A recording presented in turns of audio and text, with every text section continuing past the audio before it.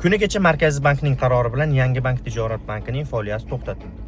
Shu o'rinda Yangi bankning ba'zi mijozlari xursand bo'lib, ana endi bank yopilib ketdi, endi bankdan olgan kreditlarimizni to'lamaymiz, qutuldik deb xursand bo'lib yurishgan bo'lsa, yana ba'zi mijozlari xavotirda. Endi omonatlarimizni qanday qaytaramiz degan xavotirda yurishdi. Shu ikkita savolga javob berib ketaman. Har ehtimolga qarshi bilib qo'yganingiz yaxshi. Birinchi savol: agar O'zbekistonda qaysidir tijorat bankining faoliyati to'xtatilsa, uni mijozlari oldidagi omonatlarni O'zbekiston Respublikasidagi omonatlarni kafolatlash agentligi tomonidan kafolatlanadi va barchasi qayta hisob-kitob qilib to'lab beriladi. Agar sizning Yangi bankdan omonatlaringiz bo'lsa, quyidagi raqamlarni qoldirib ketaman. Bemalol barcha savollaringizga javob olishingiz mumkin. Ikkinchi savol va bu sizni xursand qiladi. Agar sizga kredit bergan bank faoliyati to'xtatilsa, siz bankdan olgan kreditlaringizni umuman to'lamasdan yursangiz bo'ladi. Ya'ni sizdan barcha kreditlar olib tashlanadi deb sizga kimdir aytsa, umuman ishonmang. Chunki banklar tomonidan ajratilgan kreditlar hech qachon voz kechilmaydi.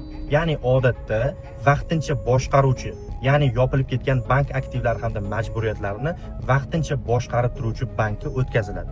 Ya'ni siz Yangi bankdan olgan kreditlaringizni vaqtincha boshqarib turadigan boshqa bankka to'lab yuraverasiz. Yuqoridagi ikki holatdagi mijozlar oldidagi bankning majburiyatini ham barchasini Markaziy bank o'z nazoratiga oladi. Shunga o'xshash foydali ma'lumotlarni o'tkazib yuboryapsiz. Shuning uchun obuna bo'lib qo'ying.